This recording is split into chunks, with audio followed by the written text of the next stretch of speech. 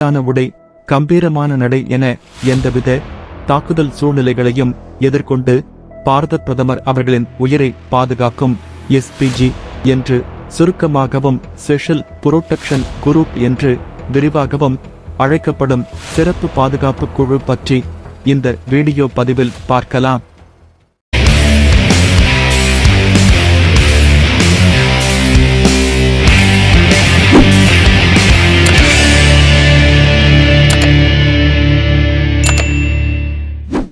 ஆயிரத்து 1981 ஆண்டுக்கு முன்பு வரை இந்திய நாட்டு பிரதமரின் அதிகாரப்பூர்வ இல்லத்தின் பாதுகாப்பு பொறுப்பு டெல்லி காவல்துறையின் சிறப்பு பாதுகாப்பு பிரிவின் பொறுப்பில் இருந்தது.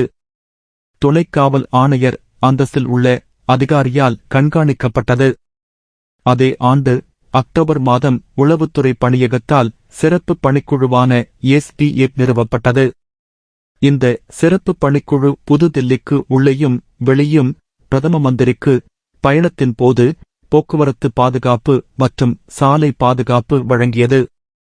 1984 ஆண்டு அக்டோபர் மாதம் அப்போதைய பிரதமர் இந்திரா காந்தி அவர்கள் அவரது பாதுகாப்பு பணியாளர்களால் படுகொலை செய்யப்பட்டார். அதனால் பிரதமருக்கு எல்லா நேரங்களிலும் நெருக்கமான பாதுகாப்பை வழங்குவதற்காக SDF-இன் நேரடி கட்டுப்பாட்டின் கீழ் தனிப்பிரிவிடம் பிரதமரின் பாதுகாப்பு ஒப்படைக்கப்பட்டது. 1985 ஆண்டு பிப்ரவரி மாதம் இந்திய உள்துறை அமைச்சகத்தால் அமைக்கப்பட்ட பீர்பால் நாத் என்பவர் தலைமையிலான குழு பிரச்சினையை ஆராய்ந்து பிரதமரின் பாதுகாப்பிற்காக அதே ஆண்டு மார்ச் மாதம் சிறப்பு பாதுகாப்பு பிரிவு எனப்படும் ஸ்பெஷல் புரோட்டெக்ஷன் யூனிட் அமைப்பை உருவாக்குவதற்கான பரிந்துரையை சமர்ப்பித்தது. 1985 ஆண்டு மார்ச் மாதம் 30 அன்று இந்திய குடியரசுத் தலைவர் அவர்களின் நிர்வாக ஆணையின் மூலம் இன்ஸ்பெக்டர் ஜெனரல் ஆஃப் போலீஸ் பதவியில் இருக்கும் இந்திய போலீஸ் சர்வீஸ் அதிகாரி தலைமையில் ஸ்பெஷல் புரோட்டெக்ஷன் யூனிட் பிரிவு உருவாக்கப்பட்டு பின்னர் ஸ்பெஷல் புரோட்டெக்ஷன் குரூப் என பெயர் மாற்றம் செய்யப்பட்டது. ஏப்ரல் 1985 முதல் ஜூன் 1988 வரை எஸ்பிஜி நிர்வாக ஆணையின் அதிகாரத்தின் கீழ் 3 ஆண்டுகள் செயல்பட்டது. ஜூன் 1988 இல் இந்திய அரசு எஸ்பிஜி சட்டத்தை நிறைவேற்றியது. இந்த எஸ்பிஜி கமாண்டோக்களின் மோட்டோ என்பது வீரம், பாதுகாப்பு, அர்ப்பணிப்பு என்பனவாகும்.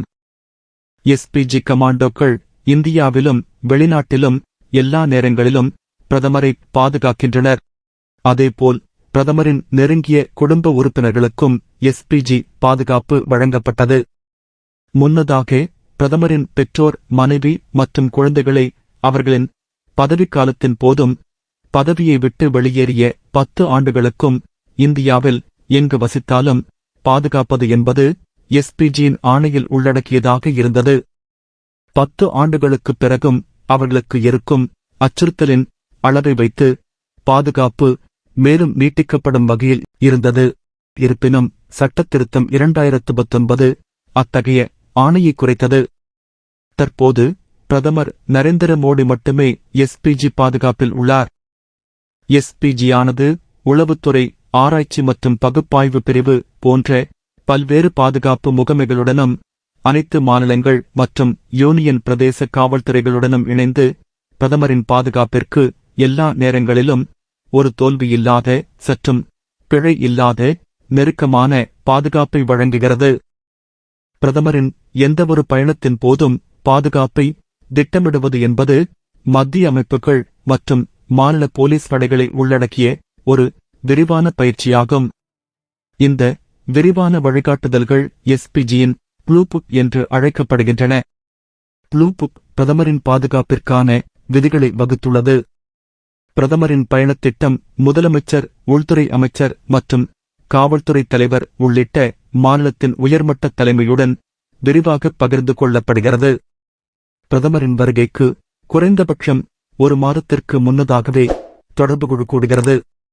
பிரதமரின் பாதுகாப்பிற்கு பொறுப்பான எஸ்பிஜியின் அதிகாரிகள் சம்பந்தப்பட்ட மாநிலத்தில் உள்ள மத்திய புலனாய்வு பணியக அதிகாரிகள் உட்பட நிகழ்வை பாதுகாப்பதில் ஈடுபட்டுள்ள அனைவருடனும் கட்டாய அட்வான்ஸ் செக்யூரிட்டி தொடர்பை வைத்திருக்கின்றனர். எஸ்பிஜி பிரதமருக்கு நெருக்கமான பாதுகாப்பை மட்டுமே வழங்குகிறது. பிரதமர் ஒரு மாநிலத்துக்கு செல்லும்போது ஒட்டுமொத்த பாதுகாப்பை உறுதி செய்வது மாநில காவல்துறையின் பொறுப்பு. புலனாய்வு சேகரிப்பு, வழித்தட அனுமதி, இடத்தைச் சுத்தப்படுத்துதல் மற்றும் கூட்டத்தை நிர்வகித்தல் ஆகிய பொறுப்புகள் அவர்களுக்கு உண்டு. பிரதமரின் பாதுகாப்புக்கு ஏதேனும் அச்சுறுத்தல் இருந்தால் அது குறித்த உள்ளீடுகளை வழங்குவதற்கு மத்திய புலனாய்வு அமைப்புகள் பொறுப்பு. இருப்பினும் பிரதமரின் பாதுகாப்பு எவ்வாறு ஏற்பாடு செய்யப்பட வேண்டும் என்பதற்கான இறுதி முடிவை எஸ்பிஜி எடுக்கும். பிரதமர் அலுவலகம் உட்பட பல்வேறு அரசு கட்டிடங்களில் பாதுகாப்பு சோதனையில் இருந்து எஸ்பிஜியின் பாதுகாவலர்களுக்கு விலக்கு அளிக்கப்பட்டுள்ளது.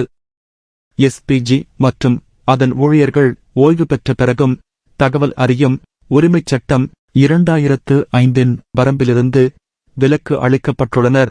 அடுத்ததாக எஸ்பிஜியின் தேர்வு முறை பற்றி பார்ப்போம். எஸ்பிஜியில் ஒருவர் நேரடியாக விண்ணப்பித்து இணைய முடியாது. எஸ்பிஜி தனது கமாண்டோக்களை மத்திய ரிசர்வ் போலீஸ் படை, மத்திய தொழிலக பாதுகாப்புப் படை, எல்லைப் பாதுகாப்புப் படை, இந்தோ திபெத்திய எல்லை போலீஸ், அசாம் ரைபிள்ஸ், சாஸ்திர சீமா பல், தேசிய பாதுகாப்பு படை போன்ற பல்வேறு மத்திய ஆயுத படைப்பிரிவுகளில் இருந்து தேர்வு செய்கிறது. மேற்கூறிய படைகளைச் சேர்ந்த பணியாளர்கள் எஸ்பிஜிக்கு விண்ணப்பிக்கலாம். பணிக்காலம் 5 ஆண்டுகளாக உள்ளது. ஆனால் அது எஸ்பிஜியின் இயக்குனரால் மேலும் நீட்டிக்கப்படலாம். எஸ்பிஜி கமாண்டோவுக்கான தேர்வு முறையில் முதலில் நேர்காணல் நடைபெறுகிறது. நேர்காணலுக்குப் பிறகு உளவியல் சோதனை செய்யப்படுகிறது. பின்னர் எழுத்துத் தேர்வு நடத்தப்படுகிறது. அதற்குப் பிறகு தனிநபரின் சகிப்புத்தன்மை மற்றும் உடல் திறன்களை சோதிக்க பரிசோதனைகள் செய்யப்படுகின்றன. இந்த பரிசோதனைகளுக்குப் பின்னர் முதல் 3 மாதங்களுக்கு இவர்களுக்கு ஆயுதம் ஏந்திய மற்றும் நிராயுதபாணியாக போரிடுதல் மற்றும் சுடுதல் ஆகியவற்றில் பயிற்சி வழங்கப்படுகிறது. ஒரு புல்லட் ஒரு மனிதன் என்ற வகையில் மிகத் துல்லியமான ஆயுதப் பயிற்சி வழங்கப்படுகிறது. அனைத்து வகையான வெடிபொருட்கள் மற்றும் வெடிக்கும் சாதனங்கள் குறித்த பயிற்சியும் அவற்றை செயலிழக்கச் செய்யும் பயிற்சிகளும் வழங்கப்படுகின்றன. முதல் 3 மாதங்களில் தேர்ச்சி பெறுபவர்களுக்கு இன்னும் 3 மாதங்கள் இன்னும் தீவிரமான பயிற்சி அளிக்கப்படுகிறது. அப்போதுதான் அவர்கள் பாதுகாக்கப்பட வேண்டியவரை பாதுகாப்பதற்கு தகுதி பெறுகிறார்கள். தேவைப்பட்டால் தங்கள் உடலை கூட கவசமாக பயன்படுத்தி பாதுகாப்பு வழங்கவும் பயிற்சியளிக்கப்படுகிறது. இப்பயிற்சி அவர்களை நிஜ வாழ்க்கைச் சூழ்நிலைகளுக்கு தயார்படுத்துகிறது. இந்த பயிற்சிகள் மட்டுமின்றி எஸ்பிஜி கமாண்டோக்களுக்கு சில கட்டுப்பாடுகளும் உள்ளன. எஸ்பிஜி கமாண்டோக்கள் அவர்களது சேவைக்காலம் முழுவதும் ராஜினாமா செய்ய முடியாது. எஸ்பிஜி கமாண்டோக்கள் அரசியல் சங்கம் அல்லது வேறு எந்த தொழிற்சங்கத்திலும் சேர அனுமதி இல்லை. எஸ்பிஜி கமாண்டோக்கள் பத்திரிகையாளர்களுடன் தொடர்பு கொள்ள அனுமதி இல்லை. தங்கள் உடலையும் உயிரையும் அர்ப்பணித்து தேசபக்தியோடு கடமையாற்றும் எஸ்பிஜி கமாண்டோக்களை போற்றுவோம். ஜெய் ஹிந்த். வீடியோ உங்களுக்கு பிடித்திருந்தால் சேனலை சப்ஸ்கிரைப் செய்யுங்கள். பெல் ஐகானை கிளிக் செய்யுங்கள்.